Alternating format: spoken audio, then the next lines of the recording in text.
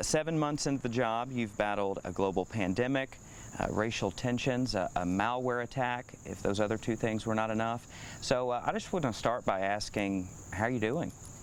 Well, thanks for asking. It has been a very intense first 7 months of my administration, and some of these things nobody could have anticipated, but I'm really proud of how we've responded as a city and how my team within city government has responded. So all of these issues are still ongoing, and we're working on them, but I'm really proud of how things have gone so far. Where are we on that malware attack, and do you have any concerns going forward that it could happen again?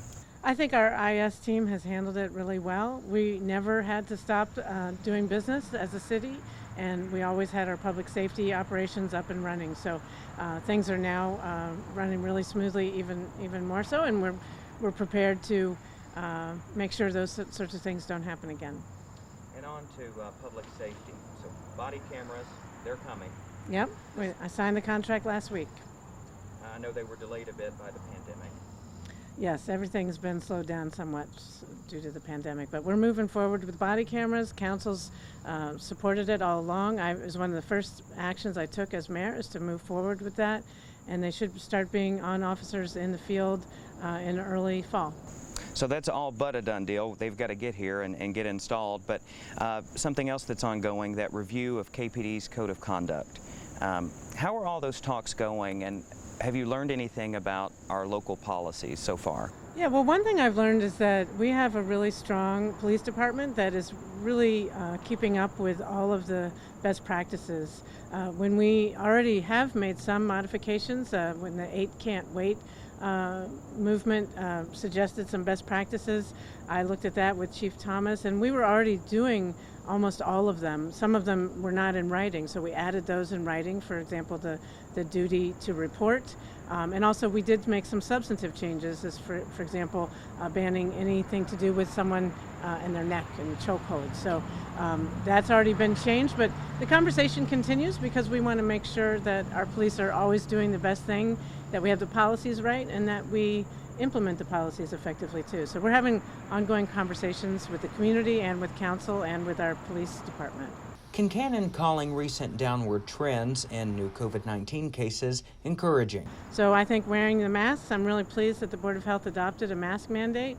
That's working, and I think people are getting the message out that this is what we need to do for public health, is wear masks, stay distant, wash our hands, stay home when you're sick, and sanitize surfaces. And I am encouraged, but I also think now is the time to redouble our efforts as schools reopen, as UT students are back and in the classroom.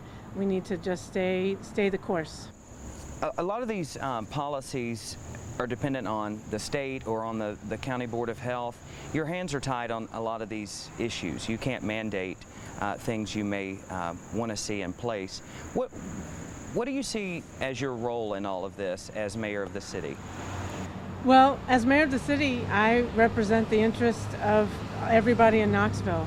And so it's my job to advocate for what's best for our public health, what's best for our education, what's best for our families, even if I don't have direct oversight over the health department and that sort of thing. So I am pleased to be working with the Board of Health and with Dr. Buchanan and her team.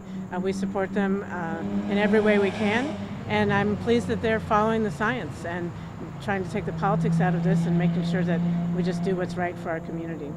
The mayor also saying she's pleased to see mask wearing more normalized throughout Knoxville. Everybody has realized that it works, and that if we want to keep the economy open, if we want to have sports, if we want to keep UT up and running, that wearing a mask is really not that big a deal. It's not something anybody enjoys doing, but compared to the alternatives, it seems like a small step to take. So when I go out and about Knoxville, I see more people adopting masks everywhere I go, in businesses and in restaurants, even outside when they can't be socially distant. So I think it's becoming normalized. UT's been a great partner, having Coach Fulmer and the student athletes and other students wearing masks in part of a public campaign.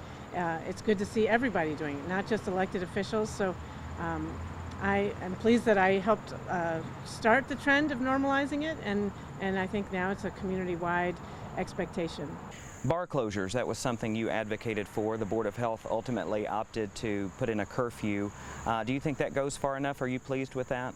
Well, I'm really pleased that the Board of Health is led by scientists and public health professionals, and they believe, and I agree with them, that closed spaces that have crowded, that are crowded, and sometimes, alcohol impairs people's judgment. So they've decided that closing things down at 10 o'clock is going to keep us safer, and I certainly support that.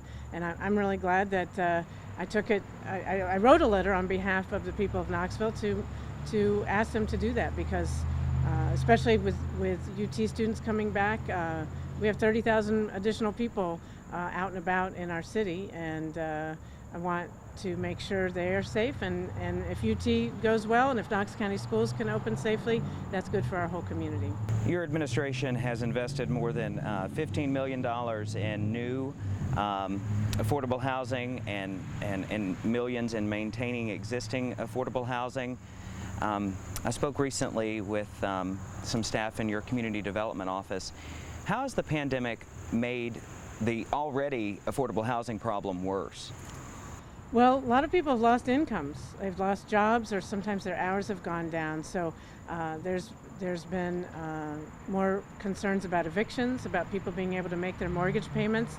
And so we are also working with our community partners and using some federal CARES Act money to help people not get evicted, and to help people stay in their homes, and to help people pay their KUB bills. So the pandemic has revealed some of the hardships and inequalities in our community, and we're doing our best to address those needs in the short term, and also advocating for long-term changes at the state and federal level. I think a good first step would be to expand Medicaid and make that available to everybody, because one of the reasons people are having a hardship is health care issues, and an ounce of prevention is worth a pound of cure. So if we could address some of these issues, invest more in early childhood education and education in general, so people can earn more money.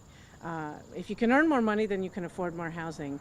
In addition to the $15 million investment, the city put $1.1 million toward a COVID housing assistance fund.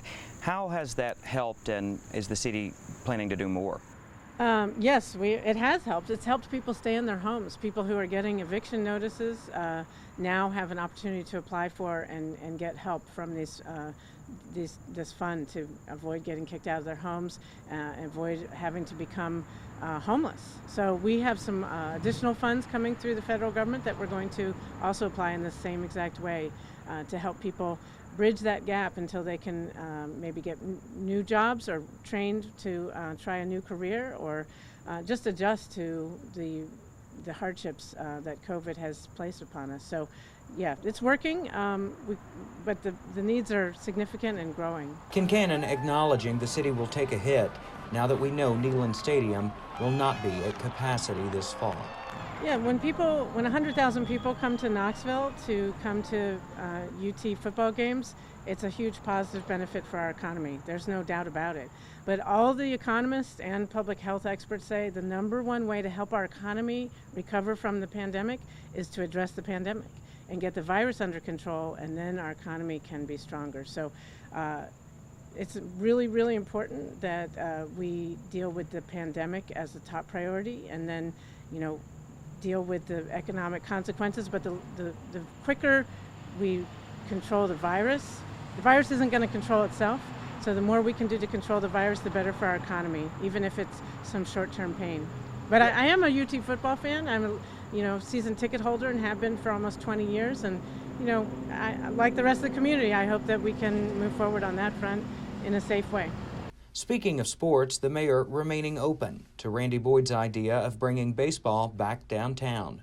I love the idea. I would need to understand the public benefits before we have any public investment.